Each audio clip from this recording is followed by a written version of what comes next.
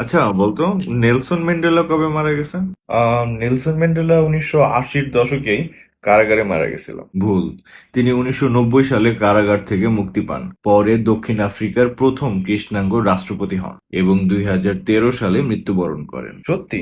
আমি কি এতদিন ভুল জানতাম? শুধু তুই না, পৃথিবীর লাখ লাখ মানুষ এই একই জিনিস বিশ্বাস করত। কেউ কেউ তো দাবি করে তারা টেলিভিশনে ম্যান্ডেলার শেষকৃত্য পর্যন্ত দেখেছেন, অথচ এমন কোনো ঘটনাই বাস্তবে ঘটেনি। কিন্তু এত মানুষ একই ভুল কিভাবে বিশ্বাস করলো? এই রহস্যময় ঘটনার নামই হলো ম্যান্ডেলা ইফেক্ট। এই শব্দটি প্রথম ব্যবহার করেন গবেষক ফিওনা ব্রুম। 2009 সালে তিনি এক সম্মেলনে গিয়ে লক্ষ্য করেন অসংখ্য মানুষ এই একই ভুল স্মৃতি আত্মবিশ্বাসের সঙ্গে মনে রেখেছে। তখনই তিনি এই ঘটনাটির নাম দেন ম্যান্ডেলা ইফেক্ট। তবে মজার বিষয় হচ্ছে, এটি শুধু নেলসন ম্যান্ডেলার ক্ষেত্রে সীমাবদ্ধ না।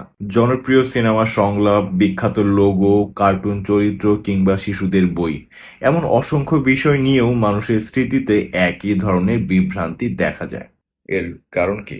আসলে আমরা প্রায়ই ভাবি যে আমাদের স্মৃতি একটি ভিডিও ক্যামেরার মতো, একবার যা দেখেছে সেটাই হুবহু সংরক্ষণ করে রাখে। কিন্তু নিউরোসায়েন্স বলছে বিষয়টি সম্পূর্ণ উল্টো। প্রতিবার আমরা যখন কোনো স্মৃতি মনে করার চেষ্টা করি, আমাদের মস্তিষ্ক আবার সেই স্মৃতিটিকে নতুন করে তৈরি করার চেষ্টা করে। অর্থাৎ স্মৃতি কোনো স্থির ফাইল নয়, এটি প্রতিবারই পুনর্গঠিত হয়। এই পুনর্গঠনের সময় আমাদের মস্তিষ্ক বিভিন্ন উৎস থেকে তথ্য সংগ্রহ করে, যেমন নিজের অভিজ্ঞতা, শোনা কথা, সংবাদ, সিনেমা, সামাজিক যোগাযোগ মাধ্যম অথবা অন্যের কোনো ভুল স্মৃতিও।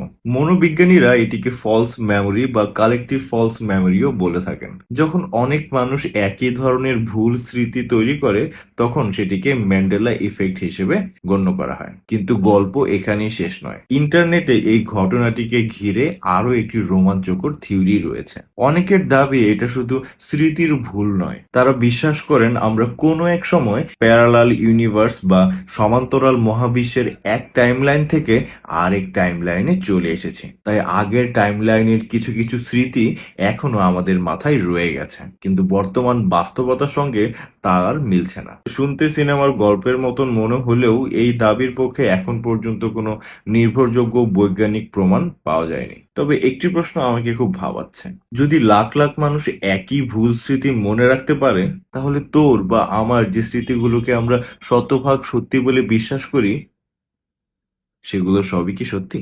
আপনাদের সাথে এরকম কখনো হয়েছে যে আপনারা একটা জিনিসকে সবসময় সত্যি বলে জানতেন, কিন্তু পরবর্তীতে দেখা গেলো যে এরকম কিছুই ঘটেনি? এরকম আরো ইন্টারেস্টিং ভিডিও পেতে চাইলে আমার পেজটি ফলো করে ফেলুন।